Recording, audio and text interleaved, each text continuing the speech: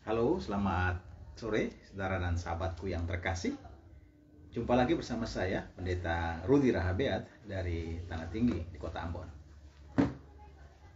Semoga di awal pekan ini, para sahabat semua tetap dalam keadaan sehat, dan pada kesempatan ini saya hendak memberikan ataupun berbagi informasi tentang salah satu kegiatan ekumenis yang diselenggarakan oleh Lembaga Alkitab Indonesia LAI. Dan saya berharap bahwa dengan informasi ini saudara dan sahabat sekalian juga boleh mengikuti apa yang sedang terjadi di Kota Ambon, dan tentu saja juga apa yang sedang dikerjakan oleh Lembaga Alkitab Indonesia yang merupakan satu-satunya lembaga yang bekerja untuk menerjemahkan, menyebarkan Alkitab ke dalam bahasa Indonesia maupun dalam bahasa-bahasa lokal di seluruh Nusantara.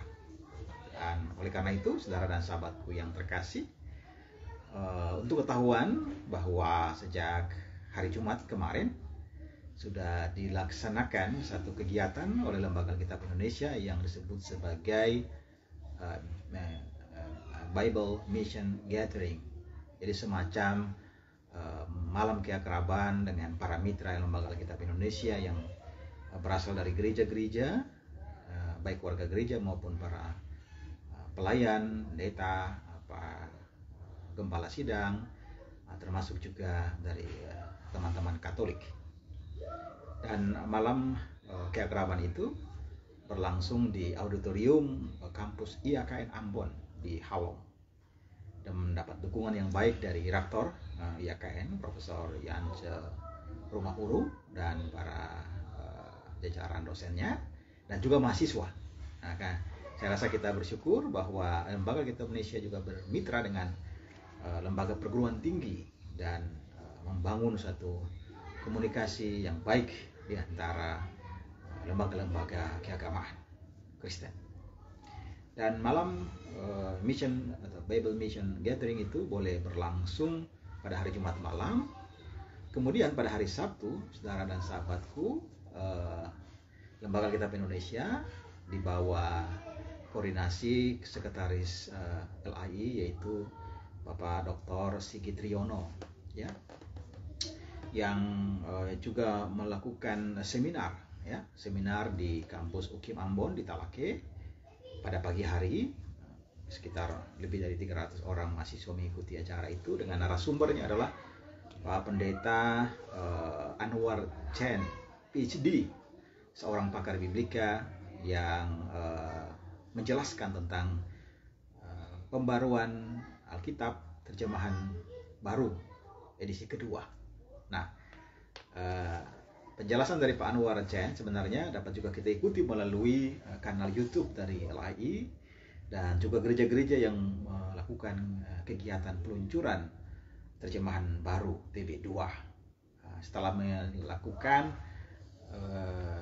sosialisasi atau seminar di UKIM dengan segmen para mahasiswa dan para dosen pada hari Jumat kemarin, Sabtu kemarin, ya, tanggal 13 Mei, dilanjutkan pada siang sore harinya di Baileo Ekumene Ambon, ya, Baileo Ekumene di samping gedung Gereja Maranatha Ambon. Dan kegiatan itu pesertanya adalah para pendeta, para penatua diaken, ya, yang bekerja di jemaat, di gereja-gereja, dan narasumber masih sama, yaitu Pak Pendeta Dr. Anwar Chen, dan moderatornya adalah sahabat saya, Pendeta Max Takaria, yang adalah Sekretaris Klasis Kota Ambon. Dan kegiatan itu berlangsung kurang lebih 3 jam dan mendapat antusiasme yang baik sekali dari para pelayan di gereja-gereja dan jemaat-jemaat.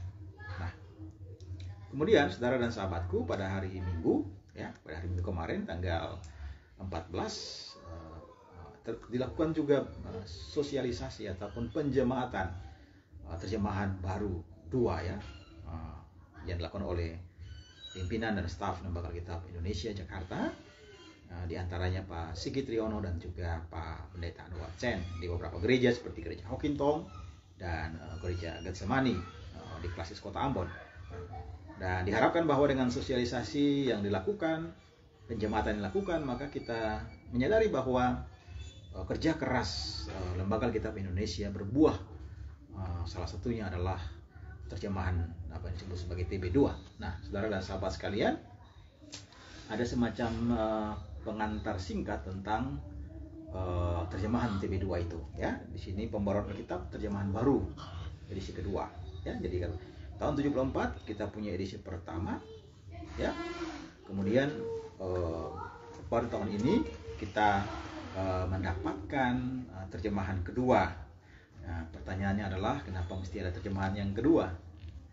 Nah, tentu saja Pak Anwar Chen bersama dengan para penerjemah, para konsultan di Lembaga Alkitab Indonesia mempunyai beberapa argumentasi yang menjelaskan kenapa sampai kemudian ada terjemahan baru edisi kedua. Antara lain disebutkan di sini bahwa terjemahan edisi kedua itu dilakukan karena perubahan-perubahan yang terjadi baik dalam kebahasaan, ya. Jadi bahasa juga mengalami perubahan-perubahan. Kemudian ada dinamika sosial yang juga perlu direspons dengan menghadirkan terjemahan yang lebih dapat dipahami, mudah dimengerti oleh pembaca, tapi sama sekali tidak mengubah isi atau substansi dari Alkitab sebagai firman Tuhan atau kitab suci sebagai firman Tuhan. Biasanya seringkali ada yang nyeletuk, ya. Ini apakah suatu perubahan dari Alkitab? Oh, tidak sama sekali, saudara dan sahabat sekalian.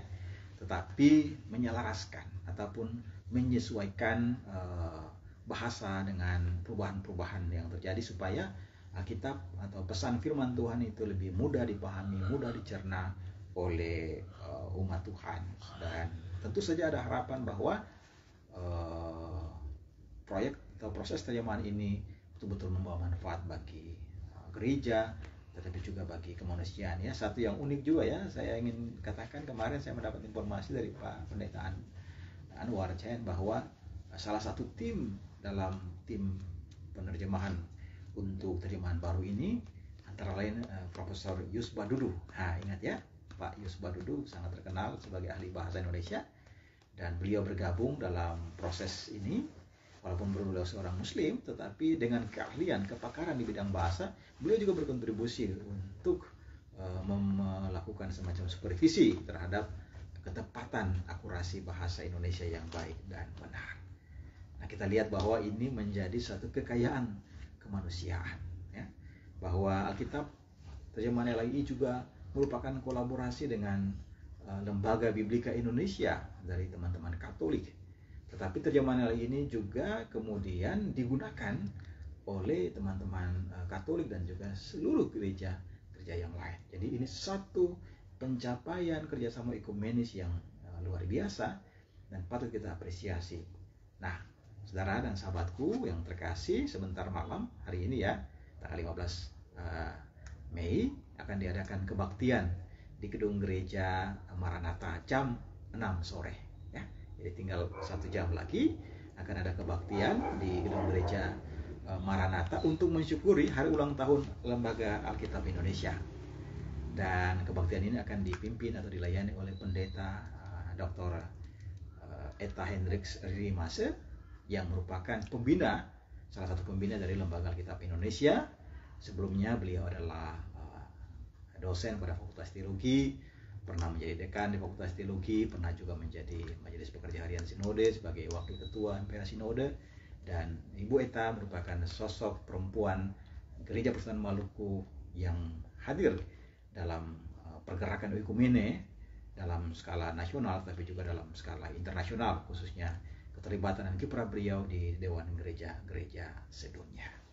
Nah, saudara dan sahabatku yang terkasih, demikian beberapa informasi yang dapat kami sampaikan kepada saudara sekalian tentang aktivitas-aktivitas bersama yang sedang berlangsung di Kota Ambon Manise, yang kali ini melibatkan Lembaga Alkitab Indonesia dari Jakarta. Tanpa terasa 4 hari sudah mereka lalui, dan mudah-mudahan apa yang disajikan betul-betul membawa manfaat bagi bukan saja gereja-gereja, tetapi juga bagi kemanusiaan, karena Alkitab adalah kabar baik bagi semua ciptaan, bagi semua orang, dan memberi harapan bagi semua orang untuk terus melihat masa depan yang semakin hari semakin cerah. Tak lupa saya juga menyampaikan sedikit ya tambahan bahwa hari-hari ini di Kota Ambon ya juga sedang berlangsung Kongres Gerakan Angkatan Muda Kristen Indonesia (GAMKI) yang ke-12. Ini berlangsung sejak tanggal hari Minggu kemarin tanggal 14 sampai nanti tanggal 18. Nah, ini juga kegiatan nasional yang melibatkan peserta kurang lebih 700 orang di Kota Ambon ya.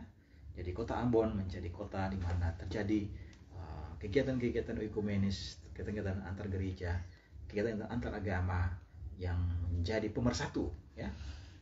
Dan mari kita sama-sama saling menopang, terus merajut ikatan oikumene di antara gereja-gereja, tetapi juga kita mengembangkan apa yang disebut sebagai oikumene semesta.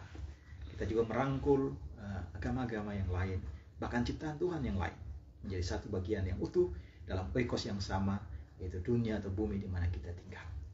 Terima kasih saudara dan sahabatku, sampai jumpa lagi, Tuhan memberkati.